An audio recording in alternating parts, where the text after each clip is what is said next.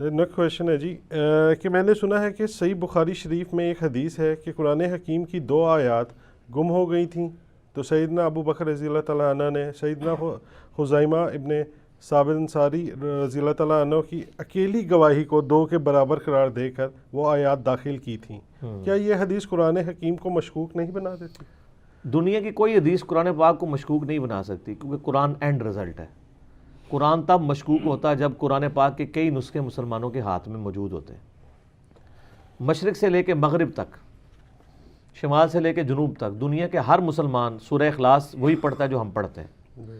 قرات کا جو اختلاف ہے وہ بھی اختلاف آپ دیکھیں اس کو بھی وہ اسٹیبلش ہے، وہ 7 اختلاف بھی نہیں کہنا چاہیے، 7 قراتوں میں قرآن نازل ہوا ہے، لیکن اس میں بھی ایک ہی قرات جو قریش کی ہے وہی، اسی میں مصحف ہمارے پرنٹ ہوتے ہیں اور وہی اس وقت دنیا کے اندر چل رہے ہیں۔ امام کعبہ بھی اسی قرات کے اندر پڑھ رہے ہوتے ہیں، عرب و عجم میں آپ چلے جائیں وہی قرات چل رہی ہوتی ہے۔ دوسری ایسے نالج چل رہی ہے وہ ایک علیحدہ بات ہے، وہ 7 قرات کے اوپر میں دیکھ لیں۔ قرآن پاک وہی ہے 2 گتوں کے درمیان جو نبی علیہ السلام نے امت کو دیا ہے۔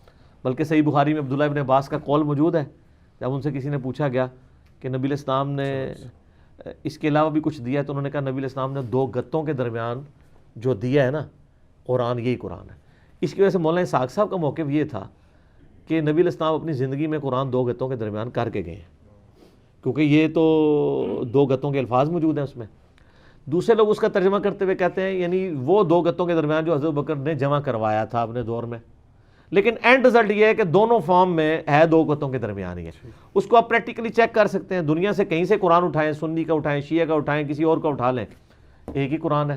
ایک تو وہ کہانی ہے نا جو ہم مناظروں کے اندر کرتے ہیں، وہ علیحدہ بات ہے، فزیکلی قرآن یہ ایگزسٹ کرتا ہے۔ یہ جو عثمان طلحہ کاتب ہے جس نے یہ قرآن لکھا ہوا ہے، شام دمشق کا، کیوں جی دمشق کی لفظ ہے نا، دمشق نہیں ہے دمشق، علماء سے پوچھ کے۔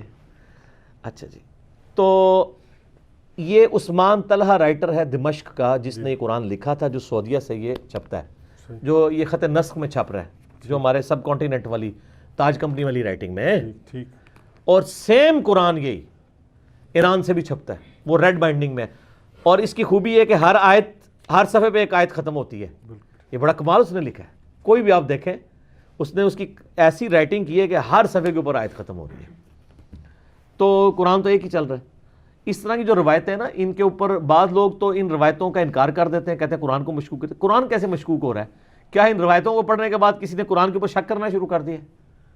جو ان روایتوں کو مان بھی رہے ہیں وہ ان روایتوں کی تعویل کر رہے ہیں۔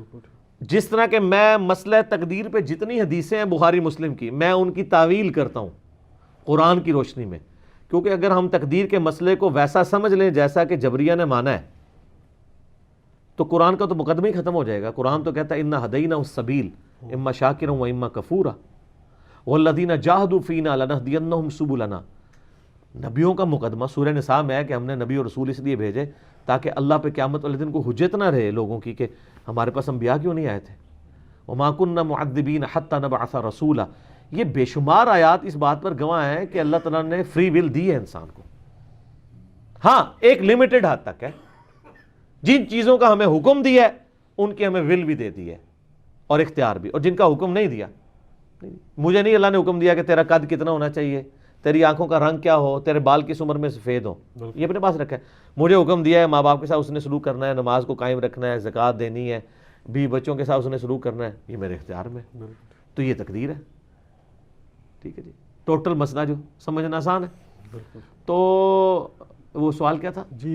وہ سیدنا خزیمہ کی جو گواہیاں ہیں، تو خزیمہ ابن ثابت انصاری والا جو یہ واقعہ ہے، یہ صحیح بخاری کے اندر اس کی پوری ڈیٹیل موجود ہے۔ اصل میں حضرت بکر صدیق نے جب قرآن پاک کو یعنی کتابی شکل میں جمع کروایا، جب اسی میں آتا ہے صحیح بخاری میں جنگ یمامہ کے موقع پر کچھ حفاظ شہید ہو گئے، 700 کے قریب۔ یہ احادیث آپ کو مشکات کی پہلی جلد کے اینڈ پہ بھی قرآن کے جمع کرنے میں اختلافات کے حوالے سے مل جائے گی۔ تو حضرت عمر نے مشورہ دیا کہ قرآن پاک کو نا 2 گتوں کے درمیان ایک جگہ پہ جمع کر لیا جائے۔ نبی علیہ السلام کے زمانے میں بھی قرآن جمع تھا، لیکن سینوں میں جمع تھا، حفاظ تھے۔ عرب کے لوگوں کو اپنے حافظے کے اوپر آج بھی قرآن کی حفاظت سر حفاظ سے ہی ہو رہی ہے۔ قرآن کی پروف ریڈنگ کون کرتا ہے؟ حافظ۔ کبھی یہ ہوتا ہے کہ یہاں سے آپ اٹھ کے رشیا کے میوزیم میں چلے جائیں اور جا کے تاج کمنی کے قرآن میچ کریں؟ وہ تاج کمپنی کا قرآن ہو، ضیاء القرآن کا ہو، اینڈ پہ لکھا ہوتا ہے قدرت اللہ کمپنی کے قرآن کے اینڈ پہ کہ اس کو یہ 5 حافظوں میں لفظ ب لفظ پڑھا ہے اور وہ تصدیق کرتے ہیں. تو اس کا مطلب ہے آج بھی قرآن سینہ بسینہ ٹرانسفر ہو رہا ہے. بالکل اے تھوڑے بزرگاں والا علم نہیں، اللہ نبی والا علم. وہ سینہ بسینہ نہیں ہے، سینہ بسینہ بھی وہی ہے جو 2 گتیں درمیان ہے. تو آج بھی قرآن کی پروف ریڈنگ حفاظ ہی کر رہے ہیں. اللہ نے حفاظ کا ذریعہ حفاظ کو بنایا ہے اور یہ چل رہا ہے نسل در نسل. اس روایت میں یہ ہے کہ حضرت ابوبکر صدیق نے گواہیاں ڈال کے بیسیکلی نبی علیہ السلام جو نوٹس لکھوایا کرتے تھے نا، وہ تھی آپ کی وہی لکھوائی ہوئی ریٹن، آپ کے اپنے لکھوائے ہوئے نوٹس.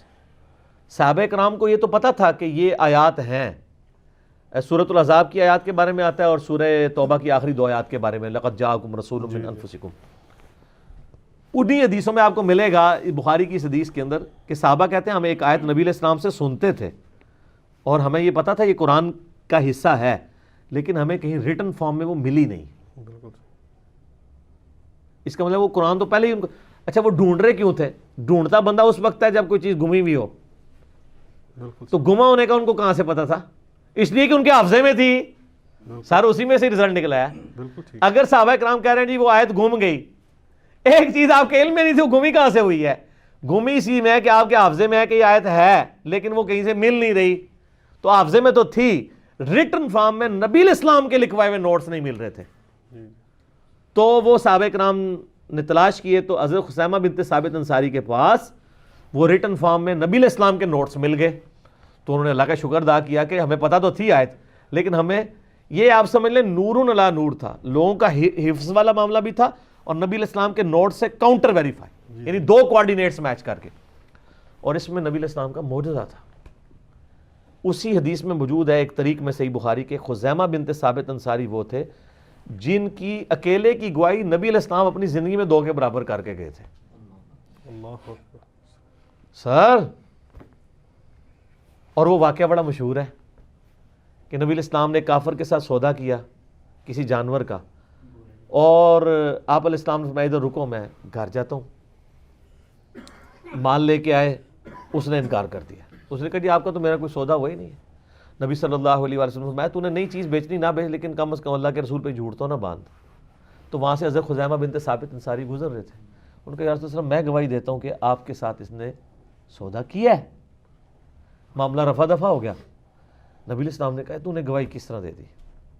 ان کے یا رسول اللہ میں نے اتنی بڑی بڑی چیزوں کی گواہی دی ہے آپ کی زبان کے اوپر، جنت کی، دوزخ کی، باقی معاملات کی، تو آپ کو تو میں سچا مانتا ہوں، یہ تو چھوٹی چیز ہے. تو آپ علیہ السلام نے فرمایا پھر صحابہ کرام کو آنری طور پہ ان کو آپ سمجھے نشان حیدر دے دیا. ٹھیک ہے جی. آپ فرمایا کہ ہر معاملے میں 2 گواہوں کی ضرورت ہے. قرآن پاک میں بھی آیا نا کہ جب وصیت لکھواؤ 2 گواہ کرو. لیکن اگر کسی معاملے میں خثیمہ اکیلا آ گیا، اس کی گواہی 2 کے برابر مان لیں. آپ دیکھیں یہ معجزہ کتنے عرصے بعد ابوبکر کے دور میں ظاہر ہوا کہ جب وہ آیت نہیں مل رہی تھی، ملی بھی اسی بندے کے پاس، اور جتنی بھی وہی لکھوائی جا رہی تھی 2 بندوں کی گواہی سے لکھوائی جا رہی تھی. بالکل کہ 2 بندے ریٹن ریکارڈ اپنا دیں کہ یہ نبی علیہ السلام کے وہ نوٹس ہیں لکھوائے ہوئے کاتبین وہی سے. اس کے اوپر ایک بندہ ملنا تھا، دوسرا مل نہیں تھا رہا. تو پھر لوگوں کو یاد آیا کہ یہ 2 کے برابر گواہی ہے، نبی علیہ السلام کا زندہ معجزہ. تو اس طرح کے مطلب معاملات کو یہ غامدی صاحب بھی اس طرح کی چیزوں کو پکڑ کے ڈاؤٹ فل کرتے ہیں. انہی احادیث کے اندر ان باتوں کا جواب موجود ہوتا ہے. میں کہتا ہوں جب اینڈ رزلٹ یہ ہے کہ بخاری مسلم پڑھنے والا قرآن کو مشکوک نہیں سمجھتا، بلکہ قرآن کو محکم مانتے ہوئے ان آیات کے آپ کو جو ان احادیث کے جواب دیتا ہے، آپ خام خواہ کیوں دین کو ڈاؤٹ فل بناتے ہیں؟ ادروائز اگر آپ یہ کام شروع کر دیں گے تو میں نے کچھ پھکیاں دی ہوئی ہیں، میرا یوٹیوب پہ کلپ لاکھوں لوگوں نے دیکھا ہے. کیا صحیح بخاری 100% صحیح ہے؟ اس میں نے قرآن کی بھی کئی مثالیں اسی ڈاکٹرائن پہ دی ہیں کہ جو منکرین حدیث ماننے سے انکار کر دیں گے، صرف اس لیے مانے ہوئے کہ قرآن کے اندر آئی ہوئی ہے. تو اگر کرائٹیریا آپ نے عقل ہی ماننا ہے تو پھر قرآن کو بھی عقل کے ٹیسٹ سے گزاریں. وہ کہیں گے نہیں یہ وہی ہے، اس کو منوان ماننا ہے، تو ہم حدیث کو بھی وہی کے طور پہ مانتے ہیں. تو اس لیے ہم اس کو عقل کے ٹیسٹ سے نہیں گزارتے. ہاں بزرگ بابوں کو چونکہ ہم وہی نہیں مانتے، اس کو وہی کے ٹیسٹ سے گزارتے ہیں، اپنے ٹیسٹ سے نہیں گزارتے.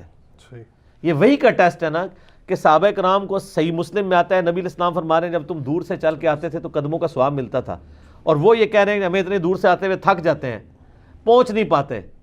اور آپ کہتے ہیں ہمارے بزرگ جو ہیں وہ جناب ایک نماز مدینہ شریف پڑھتے ہیں، ایک مکہ شریف، ایک بیت المقدس، تو ہم وہیں پہ آپ کی یہ کہانیاں پیش کر رہے ہیں کہ صحابہ کو تو اکرامات حاصل نہیں تھی، آپ کے بابوں کو کہاں سے حاصل ہو گئی ہیں؟ بالکل صحیح. ٹھیک ہے، یہ شیطان نے ان کے ساتھ کھلواڑ کیا اصل میں، تو وہ چل رہا تھا. ٹھیک ہو گیا.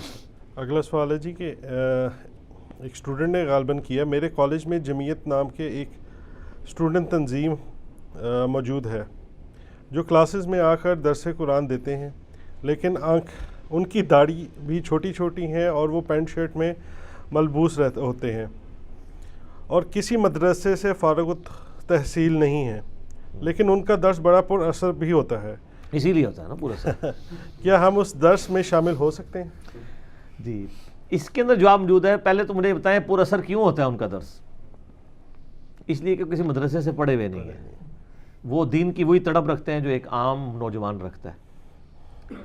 اور جمعیت نے بعض جگہ یونیورسٹیز کے اندر اور کالجز کے اندر جو بدماشی والا عنصر کیا ہے تو وہ تو میں اس کے سخت خلاف ہوں.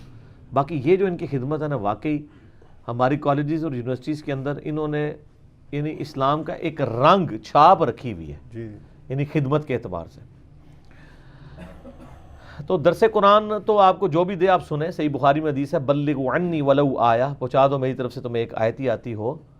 وہ فارغ التحصیل ہے یا نہیں ہے، جمعیت کے جو لوگ ہیں وہ تفہیم القرآن مولانا مودودی رحمہ اللہ کا پڑھ کے اس سے سمجھ کے، مودودی صاحب نے جس طریقے سے قرآن پاک کو ایک عام فہم بندے تک پہنچایا ہے قرآن و حدیث کی روشنی میں، جی وہ اس کو پڑھ کے اس کو ریپروڈیوس کرتے ہیں.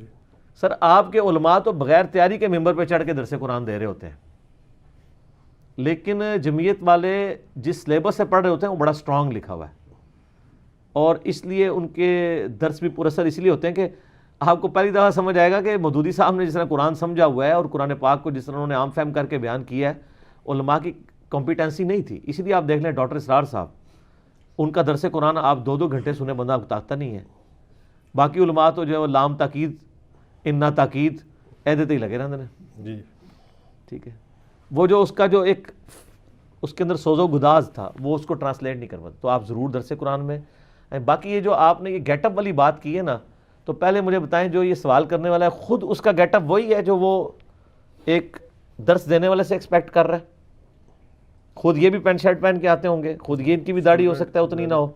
داڑھی اور پینٹ شرٹ کا درس قرآن سے کوئی تعلق نہیں ہے. بالکل ٹھیک ہے، ورنہ تو آپ کے داڑھی والے نماز پڑھیں گے، بغیر داڑھی والے نہیں پڑھیں گے. اور داڑھی کی لمبائی والا بھی آپ کو جو دھوکہ دیا گیا ہے نا، وہ لادہ سے داڑھی ٹھیک ہے مٹھی سنت ہے، لیکن اس سے کم بھی جو عرف عام میں جس داڑھی بولا جائے وہ داڑھی ہے. جی اس کے اوپر قرآن والا معاملہ نہیں ہے. تو اسی طریقے سے جیسے علماء نے کہانی کرائی ہوئی ہے حنفیوں نے کہ جو تراویح نہیں پڑھتا وہ روزہ ہی نہیں رکھ سکتا. تراویح نفلی عبادت ہے، روزہ فرض ہے، اس کا آپس میں کیا ریلیشن شپ ہے؟ ایویں ایک کہانی کرا دی ہوئی ہے. ادھر بھی یہ گیٹ اپ کا فتنہ، میں نے بہت پہلے ایک لیکچر دیا تھا، انڈیا پاکستان کے 2 فتنے، ایک جذباتی ڈاکٹرائن اور ایک گیٹ اپ کی ڈاکٹرائن. اگر آپ کی شکل و صورت خوبصورت ہے، داڑھی آپ نے خوبصورت رکھی ہوئی ہے، کپڑے صاف ستھرے آپ نے پہنے ہوئے ہیں، پگڑی آپ نے صاف ستھری پہنی ہوئی ہے، آپ چٹے ان پڑھ بھی ہوں، آپ بزرگ ہیں، ایسے ہی. اور اگر آپ کا گیٹ اپ یہ مولوی والا نہیں ہے، آپ کو دین جتنا مرضی آتا ہو، آپ بزرگ نہیں ہیں. تو یہ انہوں نے گیٹ اپ کا فتنہ جو ہے نا امت کے اندر پھیلا دیا، اور اس فتنے سے بچنا چاہیے. درس سنیں جی، جو بھی قرآن کا درس دیتا ہے آپ اس کو ضرور سنیں. ٹھیک ہو گیا جی؟ اللہ تعالیٰ سے دعا ہے جو حق بات میں نے کہی اللہ تعالیٰ ہمارے دلوں میں راسخ فرمائے. اگر جس بات میں میرے منہ سے ایک غلط بات نکل گئی تو اللہ تعالیٰ ہمارے دلوں سے معاف کر دے. ہمیں کتاب و سنت کی تعلیمات پر عمل کر کے دوسرے بھائیوں تک پہنچانے کی توفیق عطا فرمائے. سبحانک اللہم و بحمدک، اشہد ان لا الہ الا انت، استغفرک و اتوب الیک، وما علینا الا البلاغ المبین. جزاک اللہ.